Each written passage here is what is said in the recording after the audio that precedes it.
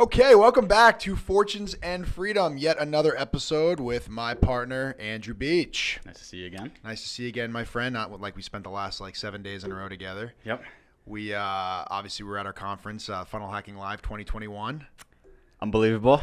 It really was. I mean, honestly, I think we're just gonna kind of spend this whole episode just kind of talking about takeaways from that. It's good. Good. Let's do it. Absolutely. In fact, you know what? I'm gonna hit pause for half a second. I'm gonna go grab my notebook. Good call. Yeah.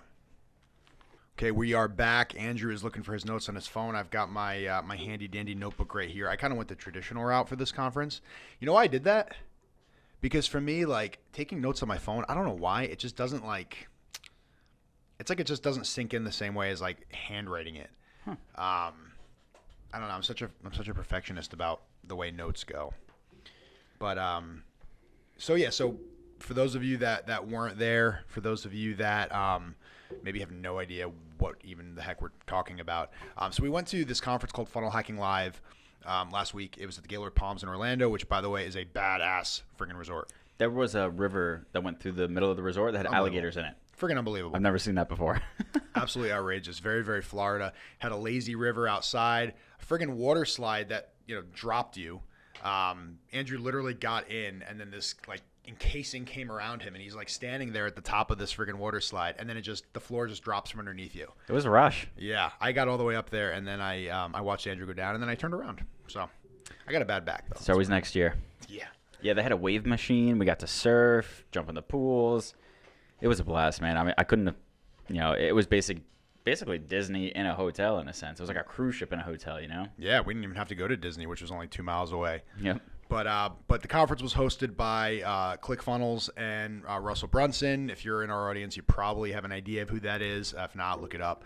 But the conference is called Funnel Hacking Live, and basically, actually a client of ours hosted us, which was really, really cool. And thank you so much, Drew Miles, if you're listening. But a client hosted us, and we were pretty sure this was going to be your average Russell Brunson event, which we've never been to one live, so I think we were just kind of assuming based on his webinars and stuff that it was just going to be a ton of value, but then, a sales pitch at the end, and then we were all going to go home.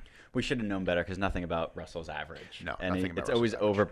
under promise, over deliver, and boy did they deliver. Man, they really did. So let's just really quick, let's talk about the friggin' lineup of speakers they had. Yep. So obviously we had Russell Brunson, who speaks from saying he spoke probably about 30% of the time. We had Kaylin Pullen, who's Lady Boss. Look her up. She's friggin' amazing. What a stud. Trent Shelton from the NFL. Anthony Truck, same thing. We had a podcast pro there, John Lee Dumas. I think his show is Entrepreneurs on Fire. Yep. Brought up some excellent points. Kiana Daniel, the Invest Diva. Peng Joon, my boy Ping Pong. That's right. Love Peng Joon. He, funny enough, when he first started, he did a rap video, which nobody was expecting. But I think that was probably the biggest laugh. That was incredible. Of the entire conference, yeah. If you don't know Peng Joon, he's this rather small Asian fellow. I believe he's from Singapore.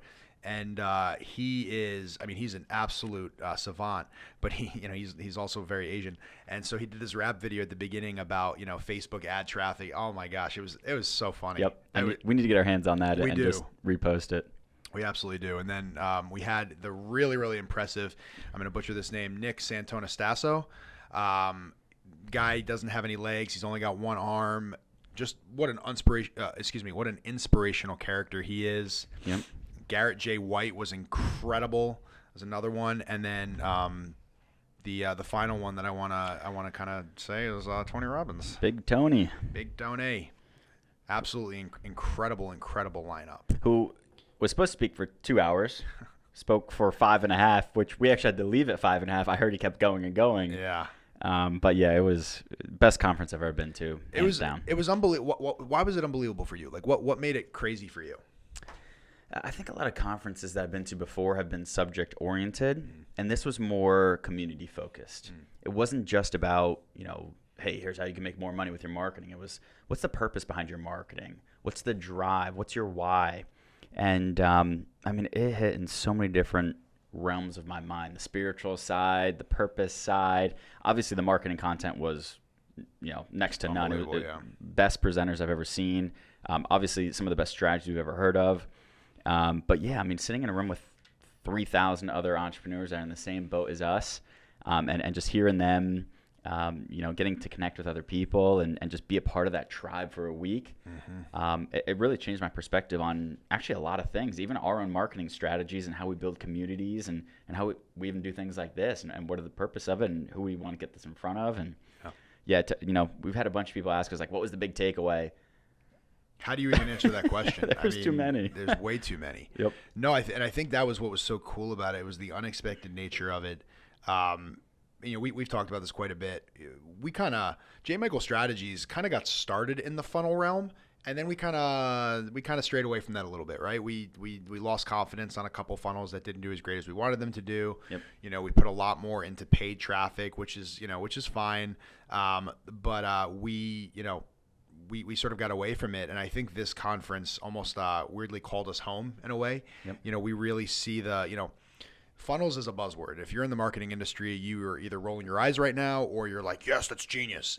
But it's very, very much a buzzword. But what is funnels? Funnels isn't just it's not just ClickFunnels, right? That's a platform, and it's a really valuable platform, especially their 2.0 version that they're rolling out now that we're going to be beta testing this week.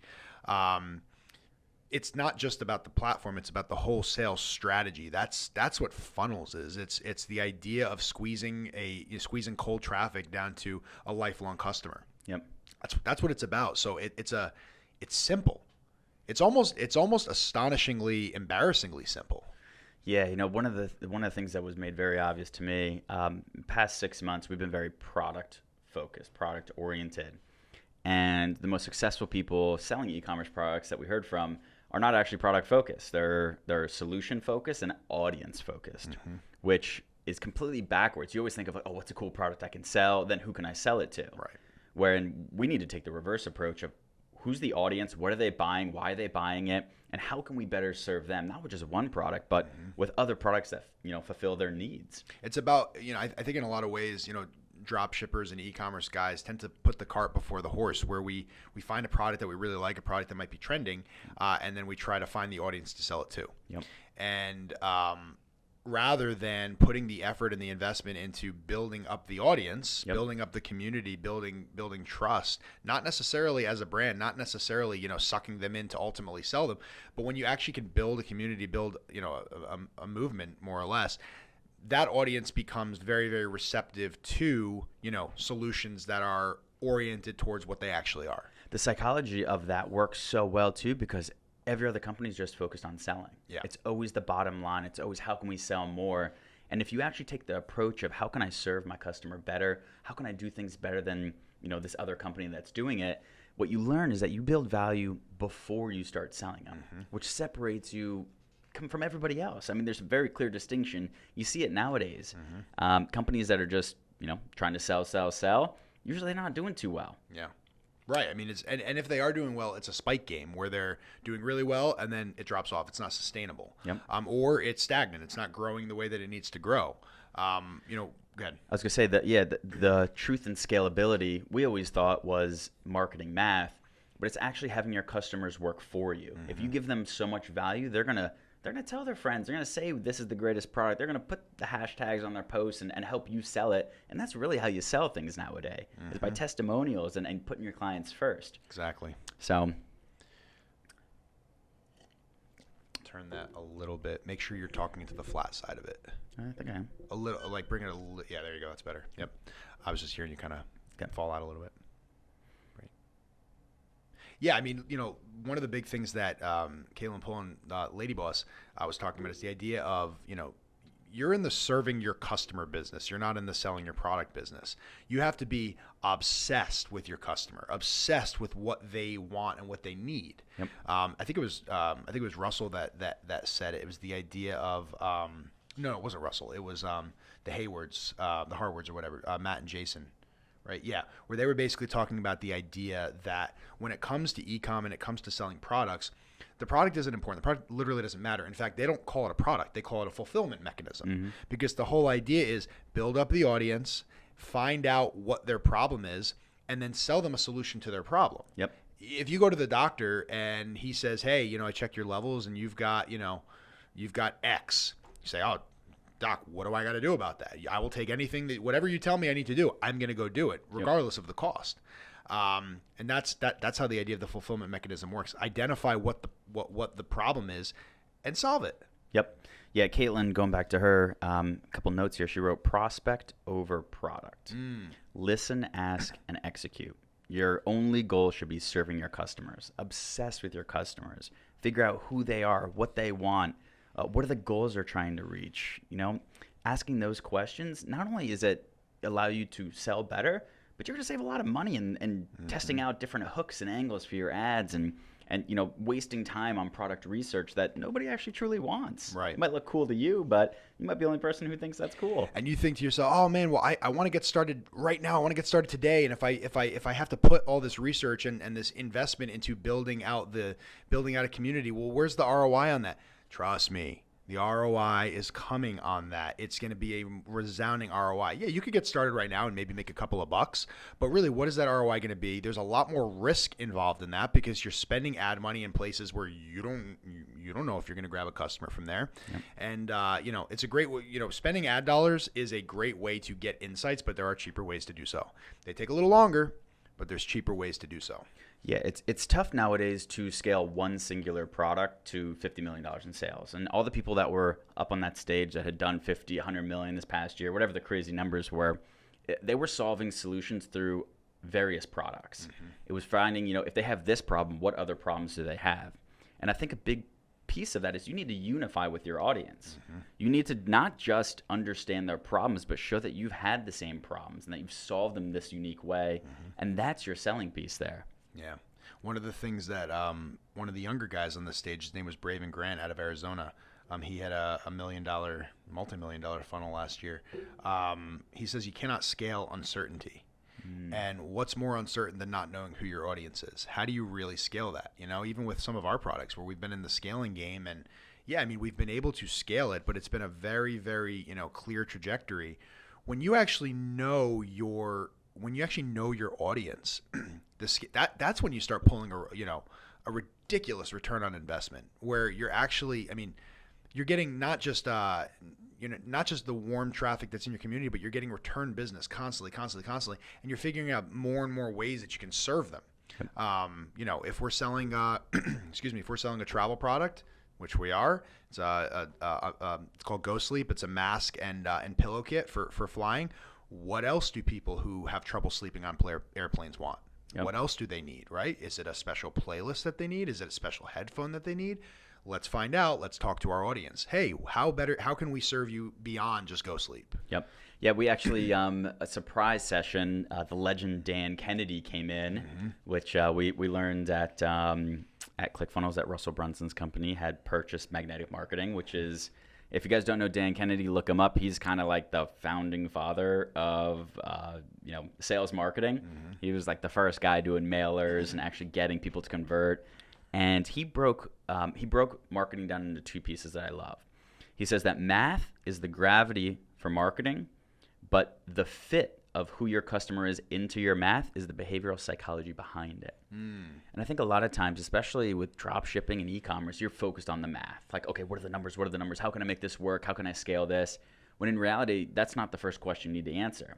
If you find the audience correctly in the beginning, scaling is easy because you know what they want, you know what they're buying, and they love you for it because you've given them that upfront value. Yeah. So I think for us, that's a huge point. Bad math is the death of your marketing. Yeah.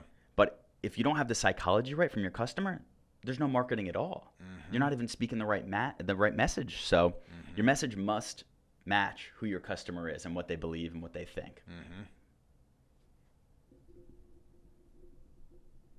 There you go. You keep talking this way and then you go back to the mic. Sorry. No, exactly. And that was pretty incredible seeing Dan Kennedy up there. And I'm ashamed to say I'm not super familiar with Dan Kennedy. So in the beginning, when they were introducing him, it was really funny. They did this whole video introduction. It was super dramatic. And it was talking about how Dan Kennedy was like, there was a rumor 2 years ago that he had died. And it was a very, very compelling rumor. And I guess he actually had been on his deathbed. And the way that it was set up, I was not sure if, when they said Dan Kennedy was coming up, I was not sure if it was going to be like a posthumous kind of thing where it's like a mashup of clips from him back in the day, or like he was literally going to be there. So when he was literally there, I was like, oh my gosh, he's alive. And I'd never even really heard of him too much, it was really, really impressive. He was he was just the most crotchety old man, but just a genius. He was hilarious. Yeah, he is a very unique personality. If you get the chance, look up some of his YouTube videos. He's definitely a unique character, but he's 100% a genius. Yeah. I mean, you could tell they said he's maybe 80, 85 now. Yeah, he's in his 80s. He's well into his 80s, it sounds like. Very sharp guy currently. Yeah. But just what he did with magnetic marketing, the principles that Dan Kennedy shared are principles that they're principles that will be around forever. They're evergreen, exactly. They're that's what's so incredible to me about, we'll call it Russell's movements. We'll call it the funnel hacking movement, right? It's evergreen principles, and it's not rocket science. It's not something you need a fancy degree to understand. It's out there for anybody. Yep. You know, if you've got, you know, an idea for a business, anything can be quote unquote funneled, right? And it's because at the end of the day, it's literally just about understanding consumer behavior and taking the time as a consumer yourself to empathize and to sympathize and to, again, obsess over your customer. That's what everything is. Yeah, it's for me, it did validate one thing that we do very well here, and that's strategize. And we've talked previously on this podcast about how important it is to have a strategy, a backup plan. If things don't work this way, what way do you move? Work, right. And so I'm really excited moving forward here how we can incorporate everything that we've learned last week into our strategy sessions before we start selling products. How can we set ourselves up not just to sell a product, but to build a community that we can sell dozens of products to? Exactly. And it's funny you say that, you know, how encouraged you were. I'm encouraged now. Halfway through the conference, I was in a dead panic, to be honest with you. I mean, I was hearing yes, all the things, and you know me, I tend to think, you know, I'm a very glasses half empty kind of guy. You know, I'm hearing all this stuff and I'm saying, yes, we're doing the right things, but there's so much that we're not doing that we have to do. There's so many ways that I'm failing as a leader, that we're failing as a company, and that I'm failing as a person. And I was super overwhelmed by that. And then one thing that I wrote, it was the morning of the third day. It was a 4-day conference. The morning of the third day, I wrote, look at everything you're learning as ways to enhance the amazing things you're already doing, not as an indictment on what's missing. We're never, I mean, the amount of wisdom that we got and insight over the last week, how do you even digest and consume that? But you have to kind of take it bite by bite and not get super frustrated by the elephant that you haven't quite tackled. Yep. And just take it bite by bite, because there's, like you said, there's a lot. We're doing the right things from a strategic perspective, and that's become very clear in some of the conversations we've had with clients over the past couple of days, and how much of a need there is in the industry. You know, we've talked about and joked about before that we're the anti-agency, and we kind of are, because the thing about agencies is all about production. And yes, we produce, right? But production has to be founded on something. The production has to be based on a strategy. It has to be based on, you know, where we're going from here. It can't just be about flash, and it can't just be about, you know, what's going to make me look the best. It's got to be what's going to be the best for my business, what's going to be the best for my customers, and how do we stay attuned to that. That's the thing about strategy also, is that you can't just lay a blanket strategy. You couldn't create a 5-year marketing strategy. You can barely create a 1-year marketing strategy. That's why we call them campaigns. We keep them short, right? We look at things from a monthly, quarterly basis, and we listen to what the data and what the customers are telling us. Yeah, absolutely right. You know, I would even say we analyze things on a daily basis now. It's, you know, the nice thing with technology that's out there today is you can get results quickly, but you can also get failures quicker. So we know very quickly if a hook or a line or this copy isn't working. It goes back to the marketing math. Look at, you know, as Russell says, there's always, if there's something wrong, it's because of the hook, the story, or the offer. And if you can figure out the math in between those of, hey, this conversion rate isn't adding up here, I'm getting great entry points for click rates, but we're not converting sales. Yep. Your offer might be wrong. Your sales, you know, your sales page might be wrong. And so, you know, one thing I think that was really highlighted is not only just strategizing, but looking at past campaigns as well. Like, where did we go wrong? Yeah. There was Russell brought up that he has this new inner circle that he's launching, and last year when they did this, they did a coaching thing where all they did was look at funnels that people were making but weren't winning. And he said he could narrow every single one down in very few minutes of, okay, you're missing it here, or you're missing it here. Yep. And so understanding the entire framework of a strategy is extremely vital to the success of the strategy. You got to know if something goes wrong here, how can we fix it, or why is it going wrong? And I think that that's something that I'm really excited to go back, see the products that we've tried to sell over the past year, kind of look at what that wasn't from a different working, perspective, yeah. and how can we change it moving forward. Well, and that's the thing. You kind of always have to go into, you kind of always have to look at things from that perspective where you sort of take yourself out of it for a little bit, because when you're developing, when you're building, when you've got all these creative ideas that you're then implementing, you kind of get stuck in it. You kind of get drowned in it. So it's difficult to see the problems with it. It's difficult to see what the weaknesses are. So either in the, in that time when it's being developed, you need to bring in an outsider to take a look at it and to consult on it, or, when things don't work, you need to take a beat, take a month, take 2 months, move on to other things, and then come back to it and see. I mean, how many things when Russell was talking about going and basically buying up old funnels and then revitalizing them, we don't have to buy any funnels up to revitalize. We got a whole bunch that didn't work for us that we can revitalize. Yep. Yeah, you bring up a good point. I think we overcomplicate things way too often, and it was very cemented in stone the past week that simplicity wins. Yep. The simpler the idea, and over-delivering rather than under-delivering is the key to success. The value ladder is a beautiful concept, but if it's structured wrong and you're not delivering value in the front end, you're never going to get someone to perceive the value at the end of the ladder, which is your biggest upsell, your $25,000 inner circle or whatever it might be. So keep it simple, keep the idea simple, and then actually will be easier for you to realize what's wrong then. Yeah. So. No, it's so true. The overcomplication will kill you, and it's funny. The temptation, as a strategy firm, the temptation is to overcomplicate for the sake of our clients, because our clients are looking for flash bang. They're looking for value, and if they don't understand the value in the simplicity, they look at it sometimes. And they go, "Oh, is that it? That's what you kind of came up with?"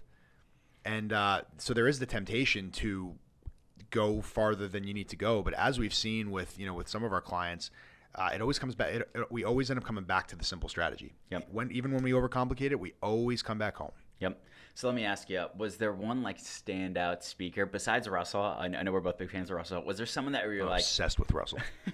Was there someone that was like, wow, I did not expect that. That blew my mind.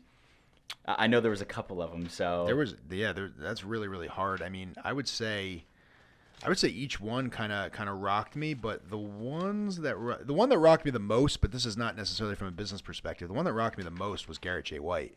He literally got out there and preached the freaking gospel. That was amazing. Yeah, I was not expecting that from a guy who's very similar to David Goggins, usually dropping F-bombs in his speeches. Yeah. And he came out in all white, had clouds in the background on all the screens, and basically gave his testimony about how Jesus has impacted his life and all the benefits of that, and how he's changed as a man, and how things have improved in his personal life. And then they ended with a worship service, which for a secular conference, I don't know if you guys have been to a secular conference. I've been to Dreamforce and franchise expos and all those things. There is never ever anyone that does that kind of stuff. Yeah. So yeah, as a believer, that was pretty amazing. It was very amazing. Yeah, I mean, Garrett J. White was shocking. What he did. I mean, certainly wasn't expecting at a secular marketing conference for a guy to come out, and give his testimony and bring up at one point a freaking worship singer. It was pretty ballsy of him, and it was very well received. Yeah, he actually had a couple funny lines too that I wrote down. I love this one. He goes, "Stupidity can be successful with action." And when you're stupid and you have good ideas and don't take action, obviously they fizzle out. Yeah. However, there's a lot of stupid people out there that are very successful. Yeah. The difference between them and someone who's not successful is simply just doing the things they say they're going to do. And at the end of the day, that was the sort of recurring theme through this whole thing, was just consistency and do what you're going to say, do what you say you're going to do, and show up. Yep. Yeah. Show up. Well, Tony Robbins ending the conference for 5.5 hours. Yeah, that was making us jump up and down, get our energy levels high, consistently do it every 10 minutes, sit down, dance. I mean, talk about a who. I've seen Tony's Netflix. I've watched a bunch of his YouTube stuff. I haven't been into anything like that ever in my life. Yeah, it was nuts. And that was a riot. I think as an outside, if someone was an outsider looking in, it kind of looks like either a cult meeting or a MLM kind of conference. And it was neither, I promise. But it was pretty amazing. But from a business perspective, I think the speaker that had the most impact on me, I mean, other than Russell, I would say Peng Joon. I really enjoyed what he had to say. I enjoyed his kind of what he was talking about. I loved how he started his session. He said, "I acknowledge your time. and I commit to making this worthwhile to you. I thought that was really that was one of the first things he said, and it wasn't like a show. It was that was just like what he led with. He does that a lot in his webinars too. I've noticed. I've watched a couple of them in his YouTube videos, and he's very he admits like, hey, listen, I know you're paying attention right now. I want to give you the most value. Which if you're watching that, you're going, oh, okay, like I'm really watching now. Yeah. It's a smart tactic. Yeah, no, it's fantastic. He dropped a couple good bombs on that. We love his videos. Oh yeah. For me, I really enjoyed Pedro Adayo, I believe his name was. Adayo, yeah. So there's several different elements of funnels, and the one that he actually brought up was challenges, which is not something we have ever done. We've kind of tossed some ideas around about it, but it's very interesting how he's built several multi-million-dollar funnels and systems that continue to be replicated and make him money through basic challenges, like nothing rocket science. But I have some notes here that I'm going to go through and hack his funnel for his challenges and just try to figure out exactly how he does it. But everyone, one of the bottom lines I got is just community. Is like, how can you build your community? How can you give them more value than they would watching a YouTube video? Because the truth is, and almost every speaker said this, you can learn everything on YouTube today. What makes you special? What makes your content valuable, right? Because you can literally find anything on YouTube. Like, quite literally anything. Even my father said this morning. We were having a conversation. You can find anything on YouTube. Yep. It's like, yeah, even Yep. The thing you don't get is interaction. You might get some comments on your videos, but you're not going to get true community by just posting a video. Community and accountability, especially when you talk about challenges and you talk about courses and professional development courses and stuff like that, which a lot of people at this conference were selling info products. You can't get the community that comes with that from a YouTube video. You can't get the accountability, the email. And again, it's all those intangible things that most people take for granted in this day and age. You kind of forget about those sort of soft features like the accountability and but it's kind of like going to the gym and having a personal trainer, right? Like, even for me, right? So I've been lifting for a long time, and I still prefer to work with a trainer, not because I'm learning much more from the trainer, more because I'm just even that 10% more that I'm learning, the accountability and the fact that when I know he's going to make me show up. All those things, those are the value. It's not the actual training. It's more the situation. It's more the environment. Yeah. So like when you show up, they're going to show up. It's that relationship you've built, but it's also it's their job to hold you accountable. You want to see results, and they know that you need to show up. And if they show up, something special is going to happen. Exactly. Well, we could go on forever about all the things that we have pulled from this conference. I mean, it was absolutely outstanding. We're taking the whole team next year. We want to take the wives. I mean, the whole time we were there, we kept saying, "Oh man, I wish Joey was here for this. Oh, I wish Aiden, I wish Brad, I wish they were here for this." Yep. And I think bringing them into that environment, because we obviously had a really great hype up meeting on Monday. I think we really kind of kept the energy going, and that's on me to do now. You're heading back to California tomorrow. That's on me to keep that energy going over the next couple of weeks, and I commit to doing that because our goal is, for everybody, we're going to say it here, we're going to say it loud. Our goal is next Funnel Hacking Live, which is the week of September 22nd, 2022, that we will be up on stage receiving our award for the 2 Comma Club. Not just one, but 2 of them. We believe that we have everything we need to do that. Yep. We saw some people walk across the stage that were, I say this respectfully, nobodies. Yeah. No average Joes that just put a little bit of time in. They put a lot of bit of time in. Effort and commitment. They committed to it. They stayed consistent, and they built their business using their funnel. And now they're, their business making, $1 million a year or more. Yep. Yeah, it comes down to action, like all the strategies we've learned, everything was incredible. But if we don't take the action to build this stuff and to test it out and to prove that it works for ourselves, then we're never going to be on that stage. Well, what we have that most of those people don't have on the stage is literally like professional marketing experience, professional business experience. A lot of those people, again, they're just average Joes that were trying to make a buck during COVID. Yep. And so we have what they don't have, but what they do have, that action, that's where the proof is going to be in the pudding for us. Yep. Can we act? Can we be consistent? Yeah, it was interesting. Obviously we met a bunch of people there, got to meet, solo entrepreneurs. I met some guys that actually own agencies and also sell e-commerce products. And it was funny because a lot of them are moving out of the agency side because they can do more with their own products. Yeah. And so I think for me, you know, entrepreneurship, historically speaking, trying to launch my own companies before, my own e-commerce products, it's always been a solo journey. And the reason I want to bring our family and our guys there is for them to realize, like, even, you know, we have a group of entrepreneurs in here. We don't look at them as employees anymore. We had that speech on Monday where if they assume the responsibility of the entrepreneur inside their immediate role and in their life, it works better for everybody. And so I think that's going to be amazing when these guys realize that, listen, this isn't a solo journey. I'm not just building my own funnel and selling my own product. There's so many people out there that want to help you, that want to be a part of it, want to see you succeed. And yeah, man, super pumped for next September. I love it, man. I love it. So, you know, we're going to hold each other accountable to that. Y'all are going to hold us accountable to that. And we have this crappy ass cutout of our future 2 Comma Club award. It was in the box of swag that we got from ClickFunnels. And I did an awful job cutting it out of cardboard. And it makes me so mad how messy it is. But I'm not replacing this. I'm not getting rid of it until it's replaced by the physical award. The real one looks a lot better. The real one looks a lot better. It's like massive. Yeah, so that's absolute garbage. But it's staying in my office as a reminder that that's what we're heading towards.